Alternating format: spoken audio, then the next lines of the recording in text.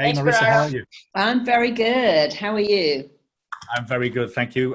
For those of you, obviously, I'm sure you all have heard and seen Marissa over the years. Marissa's been, well, she's a best-selling motivational speaker and leading celebrity, therapist. She's pioneering hypnotherapist trainer.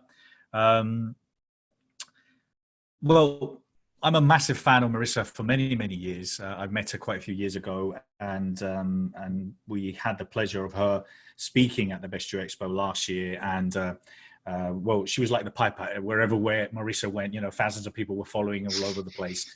It was just beautiful, and any and every room. But apart from that, Marissa is by in my standards one of the leading authorities. You know, in anything and everything that comes to having the clarity of the mind and understanding how powerful we are to do the most amazing things. So Marissa's obviously, you know, very busy. She travels and speaks all over the world. She runs these beautiful and amazing courses. She has phenomenal content already online available for us. And we've shared some links. I'm going to be sharing some more throughout the 2 days. But Marissa, if anything, I've been sharing these last weekend and today we've been sharing how much of a need there is for experts like you and leaders and authorities to really help, you know, this new reality that we all have. What are you experiencing? What are you helping people with currently? Panic, fear. Most people, you really need to understand the psychology of human behavior to understand why we act the way we act. So, for instance, why people are hoarding toilet rolls. That sounds incredibly selfish and a bit silly, really, because you can't eat toilet rolls. But when you understand what runs you, instead of thinking, oh, I'm just out of control, now this is going on, I'm lying on my sofa eating cookies all day, and I know that sugar's bad for my immune system, but I'm just a big mess, I'm just a train wreck. You're not actually. You need to understand what runs human behavior. And I'm going to tell you about three things that will make perfect sense. The first thing is human beings are hardwired to need certainty. From have I got enough food in the house? Do I have someone that loves me? Can I make my bills? Are my kids going to be okay? And every now and again, something comes along and it takes your certainty away. 9/11 did that.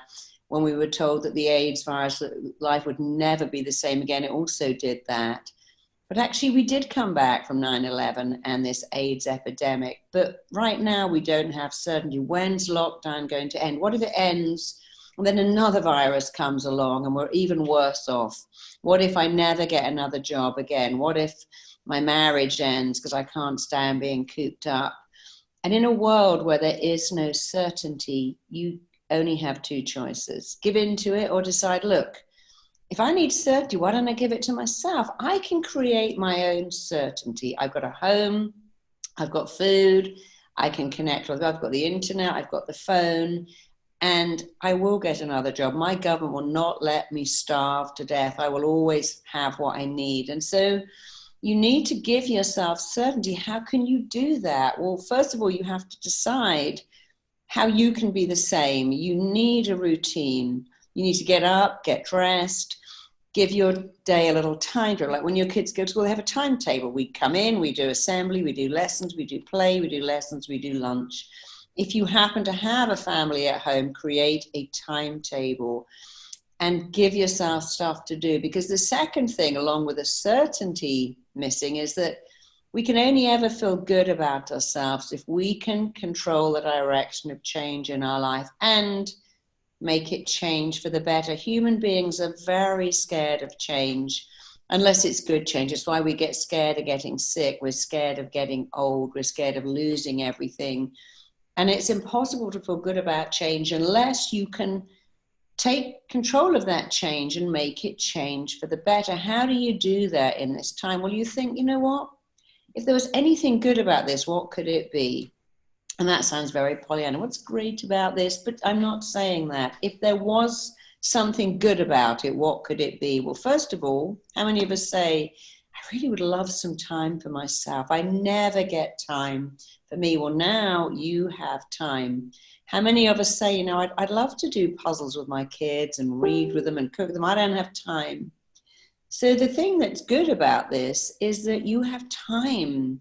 You have time to batch cook better food, to go on YouTube and watch tutorials, to work out at home, to meditate, to cook with your kids and to make that part of their learning. So you're weighing and measuring. The third thing about human beings, and it's probably the most interesting, is we react very badly to loss. Human beings react to loss 3 times more than to gain. We don't like loss. It's why losing weight doesn't work, because it's a painful word. And so you have to focus not on what you're losing. I know you might have lost your job, you've lost your income, and that's horrible. But even when that's all going on, don't allow yourself to get into this loss. You know, people have written to me and went, hey, Marisa, just want you to know, if the world comes to an end and I never see you again, how much of an impact you've had. I don't really want to get letters like that. It's a beautiful sentiment, but I've had a few and I'm like, well, the world is not going to end. This is not Armageddon. It's not an apocalypse. We have to look at what's happened. There is a virus and it's gone around the world, but don't you think every government now is working to make sure that doesn't happen again? After 9/11, we made travel safer. We took away, we were traveling with liquids and we did stuff and it's become safer. So after this event, things will happen that will actually probably work to make sure that doesn't happen again. And yes, there's no vaccine. Yes, there's no drug. But you know what? If you take 5,000 IUs of B vitamins every day, 50 mgs of zinc, and 1,000 of vitamin C, that will boost your immunity. I've worked with many doctors on that very protocol. If you burn tea tree oil, put it in a diffuser, put it on your radiators, put it in a pan of water. Tea tree oil is antiviral, antiseptic, antibacterial. It's very, very good for your chest. And so burning tea tree oil, eucalyptus and peppermint. The other good thing is you feel like I'm doing something. Okay, I was lying on the sofa freaking out. Now I've got the oils, I've got the vitamins, I'm eating better. I'm focusing on what can I do? What new subject could I learn? And now I feel better. It's all about using your brilliant mind to take some action, to feel in control, to get some certainty back and to not focus on what you're losing. And if you do those things, you will feel amazing and you'll help people around you feel amazing too, even while this is going on. But even thank you, Marisa, and some great tips there. I mean, there's so many things that that people should implement. We've been sharing a lot of ideas around this. I mean, I think also what is beautiful is this sense of collaboration that I think is happening now. I mean, everyone's on Zoom, everyone's getting on camera, but everyone's contributing and everyone's working together. I also feel, and I've shared as well, that I have this sense of so much amazing, beautiful creativity happening at this time, because there's so many great minds that are connecting to find solutions and also to collaborate and to write those books. What do you feel around this new reality, because things will change?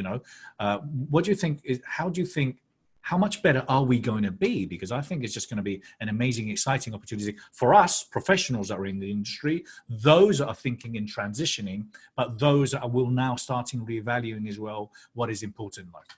Yeah, and I think that's so true that we're looking at this. For instance, all these people are single are going to think, you know what, actually, I really want to be with someone. I don't really think my life that I thought was great is great.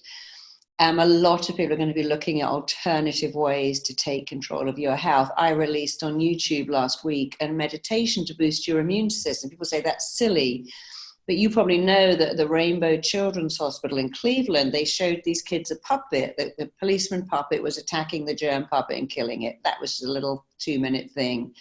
But they tested all the children's immunoglobulin levels before, and then they watched the show, and then they lay down and they imagined that puppet show was going on in their body, that there was a police squad in there killing the viruses, and their immunoglobulin levels increased so much that they said that the body is actually fighting an imaginary virus just by thinking about it. And a lot of this comes back to, we can always do something. There is no vaccine, there is no drug, but you have an immunity, your own line of defense. And there are many things you can do to boost your immune system. We know that Wim Hof does it with ice baths. We know that Niraj does it with breathing. I do it with meditation and visualization. And I think the days of saying, hey, doctor, here I am. I'm going to give you my illness. Can you fix me? Are already changing. You know, responsibility means do not give your power of your health to someone else. There's so many things you can do, even in this crisis. Eat better, supplement better, think better thoughts. Thoughts are things. When you think a thought, you get a physical reaction. After all, that's what an erection is. You think a thought, you get a reaction. It's why when you think about food, your tummy starts. When you think about something embarrassing, you go bright red and stutter.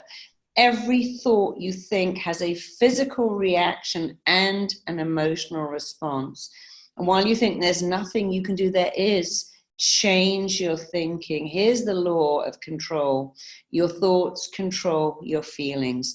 Your feelings control your actions. Your actions control your events. When you can't control the virus out there and the lockdown, you can always control your thinking. And if you can control your thinking and make your thoughts positive, it will change your entire life. And I do think that we are now beginning to see self-responsibility. We don't need to keep taking antibiotics and antacids and giving our power away. We need to look at what we eat, what we drink, how we relax, but most of all, how we think. Do not call this Armageddon or apocalypse. Don't even allow those words in your head. It's a situation. It's not great. It will pass, and some good things will come out of it for most people. And I think if you can think like that, you'll feel better. Absolutely. Yeah, we've been talking a lot about the idea of obviously thinking our thoughts, asking ourselves empowering questions. We've been talking about obviously nutrition. We've been talking about eating well, making sure that, you know, we surround ourselves with positivity and positive news, because there's so much, you know, crap going out there Sure. that people are they're just going in this rat race of just literally being surrounded with it. Now, when it comes down to, because again, I think I shared it before, but I believe that a lot of people are struggling. You know, kind of like we probably couldn't see this 3 weeks ago. No one, or a month ago, no one could see this happening. And now I suppose it's the other way around. No one can see us now being again in public places. No one can see us again going and meeting in restaurants and hugging. And so from a hypnosis visualization kind of technique or ideas, what would you do, or what are you doing to help people kind of have these bright pictures in their mind where they can see this positive outcome? Well, human beings are amazing. You can cope with anything if it has an ending. You can cope with pain if it has an ending. You can cope with an ice bath or walking on coals if you can see an ending. And it's a bit like being pregnant. You know, if you were pregnant for 5 years, it would be very different to 9 months. When you can see something ending, you can deal with even pain. It's why water torture is the worst form of pain, because you don't know when it's coming and you don't know when it's ending. And I've had surgeries with no anesthetic at all, and I had to ask them 2 questions. How long will this last? And is this as intense as it gets? And when they said yes, I thought, I can do this. This is 20 minutes. And whenever something's going to end, you can cope with it, but we have to be able to see the ending. And so the worst thing you can do is go, this is never going to end. Life will never be the same. The minute this happens, another one will come. It's going to wipe out people. The world's going to go bankrupt. Do not allow yourself to go there. Instead, say, this will end, and we're all going to learn some new stuff that's probably very useful. The world could be a kinder, nicer place. Already we're seeing key workers, how much they should be appreciated and valued. Because when you have a brilliant mind, and we all have a brilliant mind, you have a choice, and here's your choice. Rationalize why you feel so awful, or talk yourself out of it. And you always want to go to talk yourself out of it. It's a bit like, you know, if somebody was putting a needle in your arm, you can go, this is going to hurt, it's going to pierce my skin, oh my God, it's so painful, I don't like it, look at the blood. Or you could say, you know what, needles today are so fine, so tiny, and if I cough exactly as that needle goes in, my body won't even feel it. both of these things are true, but you get to choose which one, because it's the way you think about an event that decides how you feel. Like if I had a big bit of beef in my hand right now, it's not the beef. If you're a Hindu, that would be the most disgusting, offensive thing. If you're a vegan, it would be repulsive. If you're into keto, it would be amazing. If I had a needle in my hand right now, if I'm having a tattoo or some Botox or I'm in immense pain, I want that needle. I welcome it. But if I don't like needles, I don't like it. So we have to remember that the pictures you make in your head and the words you say to yourself form your reality. If you don't like your reality, change the words you use. The words are way more important than the pictures. Don't say, this is a disaster, the world will never be the same again, I'm locked indoors, I'm stuck, I'm cooped, I'm in isolation, I'm in lockdown. These are very painful words. Say instead, I've got some time to myself. It's kind of forced upon me, but I'm always saying I want time to myself. And realize if you are indoors with a family, you're very lucky because you've got people, and you can always lock yourself in the bathroom for an hour, get into a movie or a YouTube with headphones. You could create aloneness, even with a family of 7 people. But if you're alone, it's much harder to create people. And if you are alone, especially if you're older, you really need to set up phone calls, 11 o'clock every morning, 5 o'clock every night, to have a connection. You need to go online. There are people doing amazing things, yoga classes, fitness classes, communal breakfasts and lunches and dinners, all online. And you have to make the very best of this while looking for what's good about it. And reaching out for other people, especially older people who don't have anyone, because you can still talk over your fence. You can still open your apartment door and maybe have a conversation down the corridor. But do not use words like lockdown, shut away, isolation. And don't say this is killing me, driving me crazy, I'm going mad here, because when you use those words, they are your reality. Your brain has no choice but to react to the words you tell it. It doesn't know, and it certainly doesn't care if those words are true or false. So when you say, I got great coping skills and I can get through this, you'll do better than someone that says, this is killing me, I'm going insane with boredom. We do have a choice, and the choice is always back to what you're thinking. Thank you, Marisa. Great advice. Now, we've also talked about this, the fact is that families having to live together, the advantages of it, but also the challenges of couples that maybe don't necessarily like each other that much anymore, or haven't spent so much time with the other half for years. So we've been talking a lot about communication and obviously communication within, the relationships, and how, it is such an essential part with your kids. Now, you've already shared some ideas about, setting times to do specific things and to organize kind of your routine throughout the 2 days. What about for couples, relationships, and communication with kids? How important is it now to make sure that we do things? Because, hey, for some people, for some couples, it might be great because they get a lot more time to spend in bed together. And others, well, they maybe need to build bridges. What's your thoughts?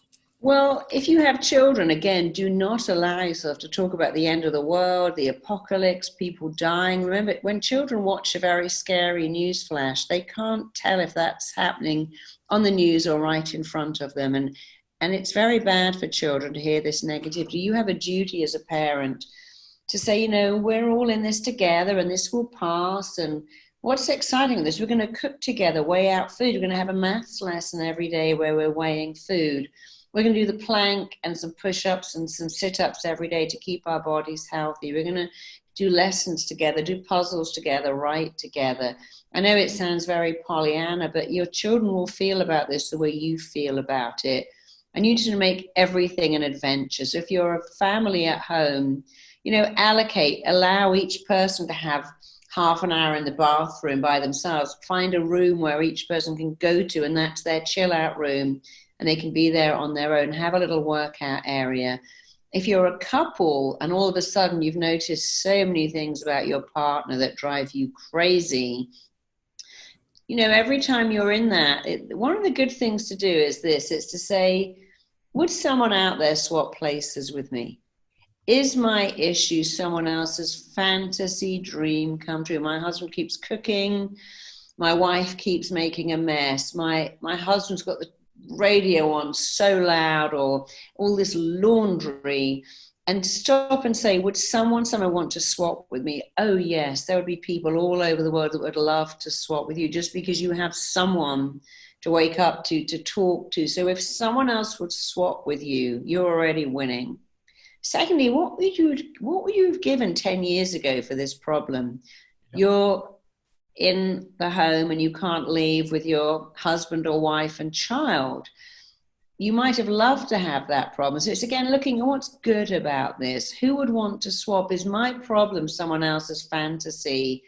And what can I do to get through this? And you can get through it by focusing on the fact, rather like pain, it will end. It always ends. After 9/11, we were told life will never be the same again.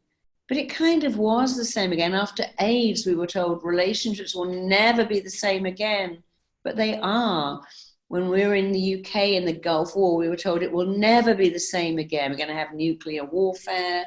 And unfortunately, we get terrified a lot by this explosion of drama, because people like drama. It's exciting and interesting. But remember, we have been here before, not quite in the same way, but this is not the first time we've been told life will never be the same again. Everything as you know it will change. This is a different reality. That happened in the Depression in America. And now we have so many better things. We have internet, we have Wi-Fi, 24-hour television, we have books we can download, we have courses we can go on, we have people who are delivering stuff and helping us out, and we know more about making our own immunity better. So look again. What is okay about this? How can you get through it in a positive way? And if anybody would swap places with you, would swap their situation for yours, you've already won.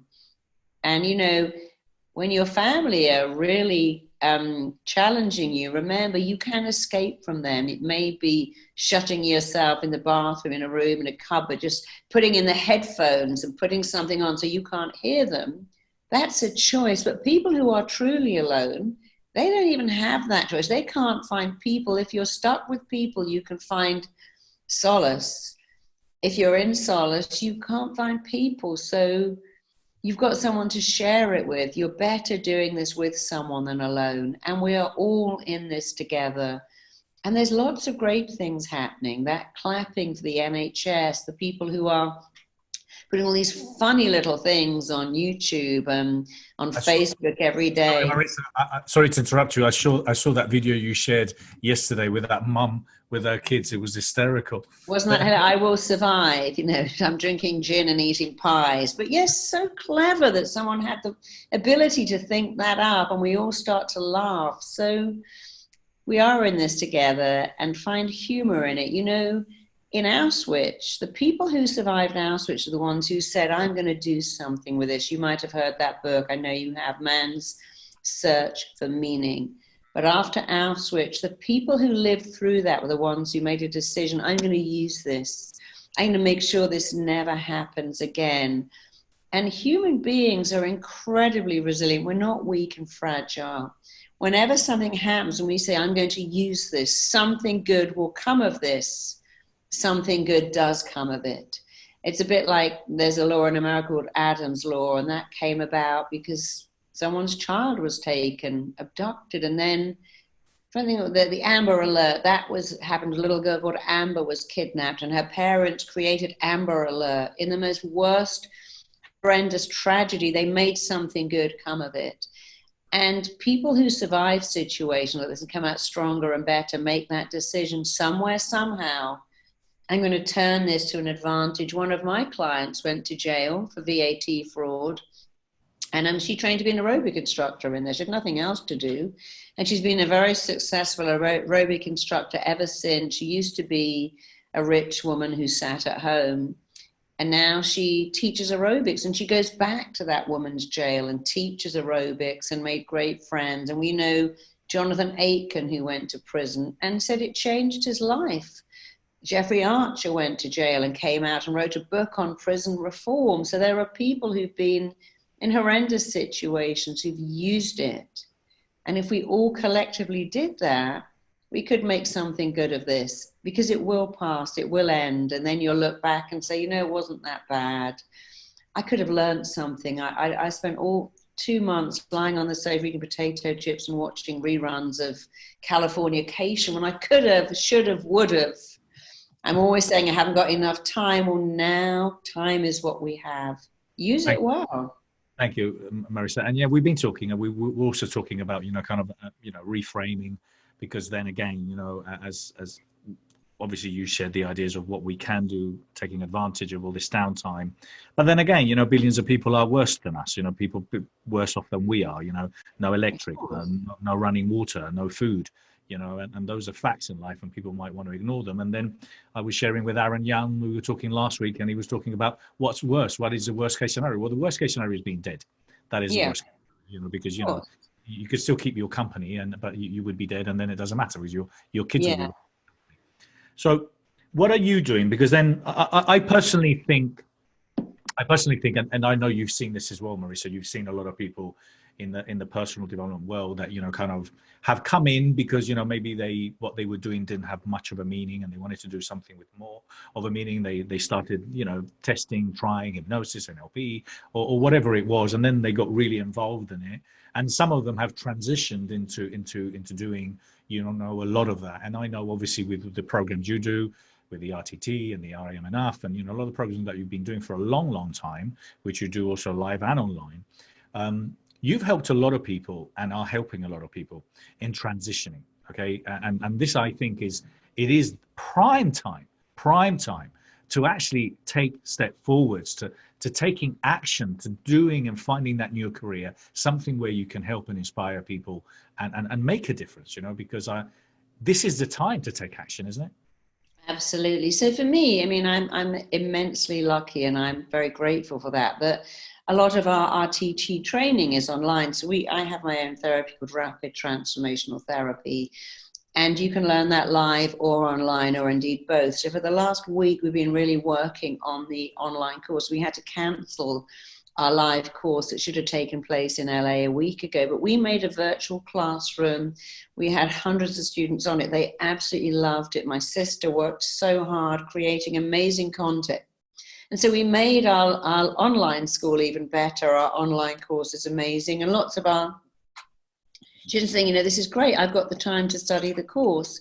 And then I began to create this program for immunity. I did a very quick meditation on YouTube to boost your immune system. We have something we created called Command Cell Therapy and Healing Vortex, where you use your own energy to heal your body. And this week I'm developing one for children, and this is probably the most exciting thing for me, because I'm making an immunity game for children where they go inside and they launch the troops and they fight the germs, and we're giving them a book, a song. We've written the song. It's very exciting. And we've got the app, and that will be going up in about a week. And we're going to teach children all over the world. Your immunity is your defense. You have an immune system. We know, for instance, that if you have ice baths, or if you exercise, or if you're happy, your immune system is better. If you're miserable and sad, you're more likely to get a cold.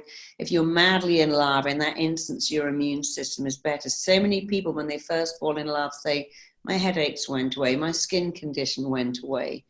And so we're making this amazing thing. And even when this issue is over, we're going to be putting it in children's hospitals and cancer wards. We're going to be using it for children who have hay fever or allergies. And so I was saying to my husband, I never would have made this program. I thought of this 25 years ago and had some talks with Sony at the time about making this game for children.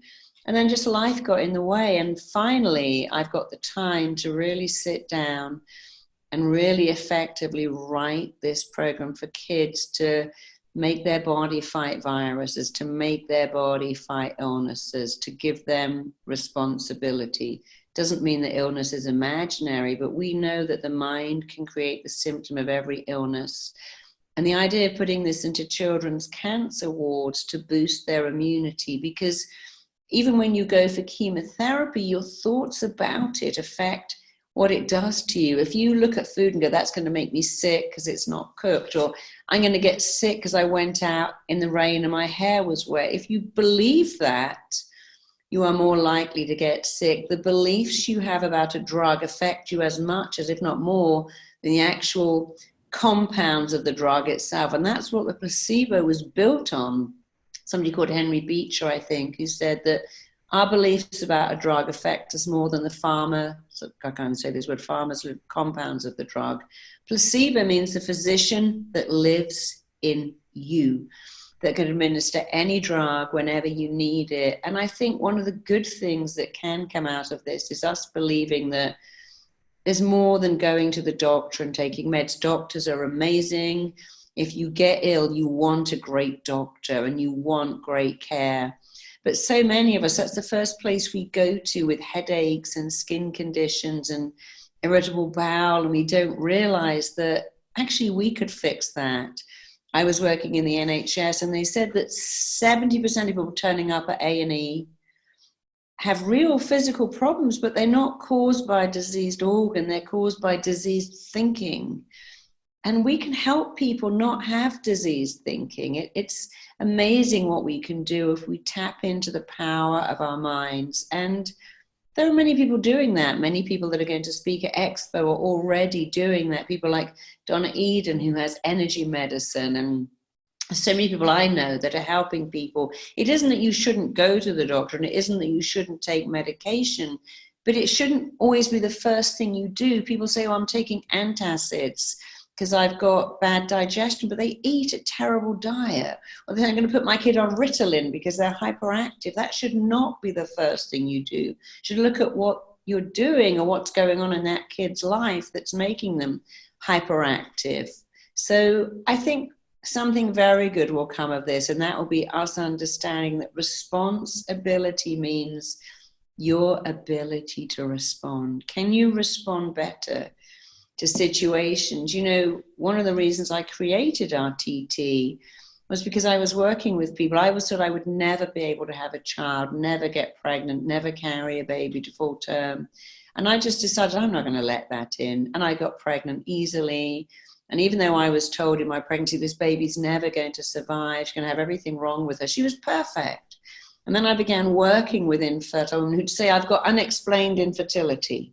What is that? Well, it's unexplainable because your ovaries are fine, your womb is fine, your husband's got the SAS, cracked sperm, plenty of it that swims, but something is not happening. And the something's not happening is the mind is getting in the way. The mind remembers you saying at 15, oh my God, I'm pregnant, and that's the end of the world, it's a nightmare, it's a disaster, my dad will kill me, my mum will kill myself. And now your mind is clear, you do not want a baby. And what RTT does is it unpicks that, recognizes we thought a thought. But you see, you're not thinking a thought, you're making a command. When little kids of 7 say, my mum's husband looks at me funny and I don't like it, and I've got to find a way to stop looking at my body, they will then become obese, get issues, get skin conditions and nervous twitch, because the mind hears do anything and everything to make that real. When you say, I need to get out of this exam, I need to get away from this pressure, I need to find a way of making my mum love me, my dad like me. The mind isn't logical. It doesn't go, let me find a very useful way. It just says, I'll get you attention. Which is why we get nervous twitches and kids fling themselves on the floor and have a tantrum. And so being able to understand the psychology of why we do what we do and then change it, and understand that the best way to change yourself is to dialogue with yourself better. We're all taught, if you can communicate with your staff, you'll have a better company. If you can communicate with your partner, you have a better marriage. But no one is teaching you, well, I am, how to communicate with your body, how to communicate with your mind, how to communicate with your cells. Because if you do that, you will absolutely win at being healthy and being positive and getting through any situation by saying, I have amazing coping skills. Thank you, Marisa. And it is down to kind of what we've been sharing, and obviously you've been talking about since you joined us, is all about the mind, the power of your thoughts, the language you you use with yourself, the things you say, the things you think, the people you surround yourself, are obviously essential in order to grow. Now, you've already shared something here with us, Marisa, and I've just got a couple of more questions. Now, we've talked about this, and you've already mentioned some of the things that you're doing. What are you going to be focusing on more now? Because, it is temporary.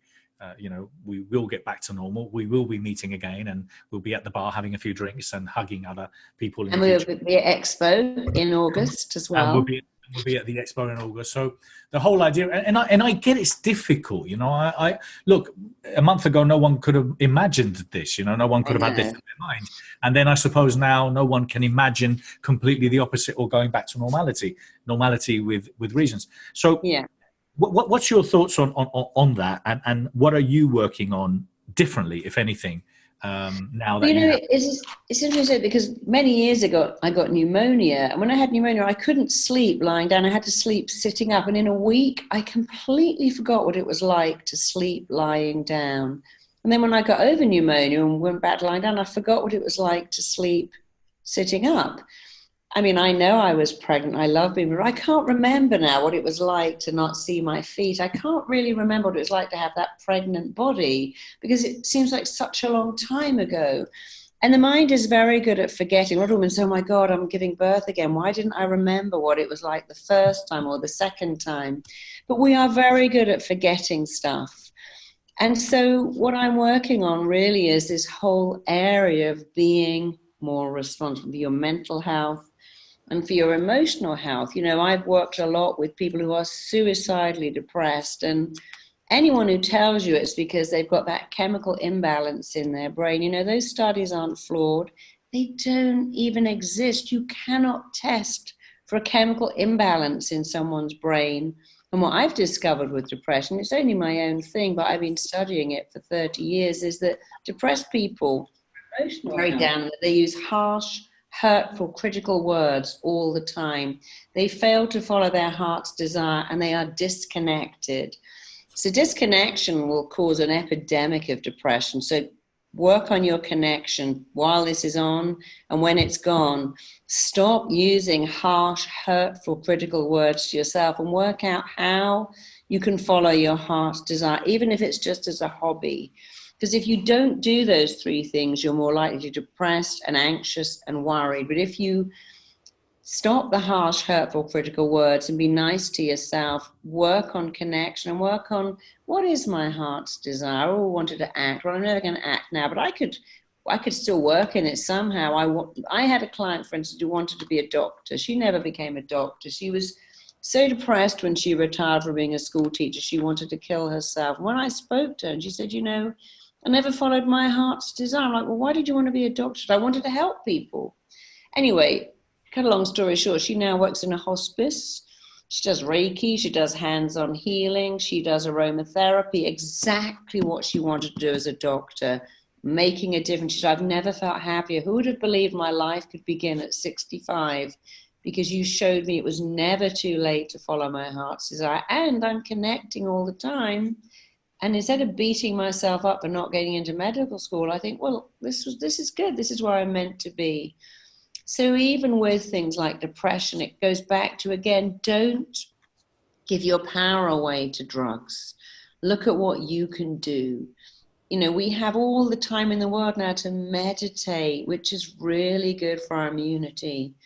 To do a few exercises at home, just do the plank and a few press-ups and some sit-ups every day, to actually finally cook better food, to batch cook soups and casseroles and not live on junk, to take some time to learn something new, to go to all these free tutorials and to connect more with our kids. And even if your family are really pushing your buttons every day, just say to them, I'm grateful I've got you. Start and begin your day with, I'm grateful I have you. I mean, in between doing this call, I went next to my husband and made this really lovely food. And I said to him, I'm so glad I've got you. I'd be having an apple and peanut butter now, but you always cook me lovely food. And I had to remember to tell him how much I appreciate that.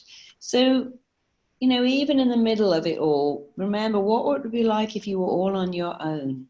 Of course, the people in your life challenge you. They leave their pants on the floor. They get peanut butter on the door handle. They get paint on stuff. They get spilled food on the carpet. But the only way to not have that is to live alone in isolation your entire life. And every country in the world practices isolation as a punishment.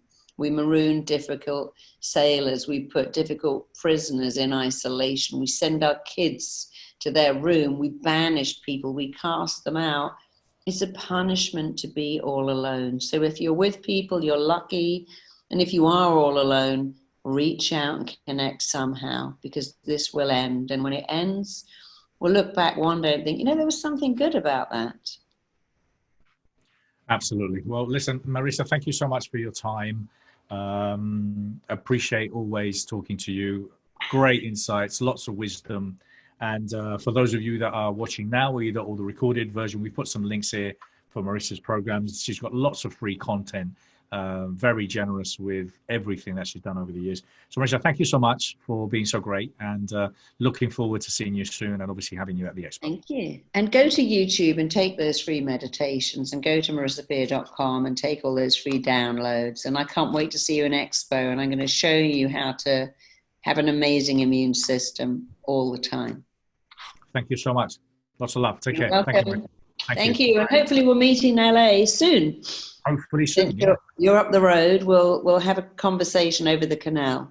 I would love to. Thank you so much. Take care. Take care, everyone. See you soon. Bye. And everyone, I want to thank you all for being here today. It's been, it's been a great, inspiring 3 hours. I hope you enjoyed it. I've obviously had lots of fun, shared lots of ideas with friends and colleagues, and we're going to continue to do this. So keep an eye on the Best You EXPO community. Pretty much every Saturday when I'm going to be running live interviews with all sorts of great people. And so there's much more to come. And if you're watching this as a recording, please go watch the whole thing. Every single speaker, every single person that's been here today has shared something that is of great value that can help you, that can enhance your life. I'm going to be running webinars in the coming weeks. They're all going to be listed here in the Best You EXPO community. I've got Dave Meltzer, super coach, amazing guy, and a #1 sports marketing program. I've got Sharon Lecter, the co-author of Rich Dad Poor Dad, joining me as well next week. And I've also got Jeff Hoffman, the founder of Priceline. And I've also got David Fagan. So I've got some great webinars lined up, but I'm going to be back here next Saturday. So please make sure to join me. If you've got friends that could take advantage of this community and all the things we have, please share it with them, even the negative ones.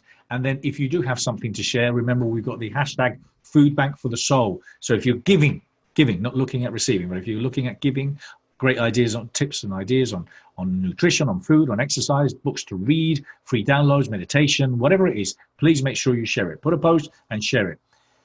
I want to thank you so much. It's been an exciting 2-3 hours, and I can't wait to see you soon. We're going to keep putting things out there for you.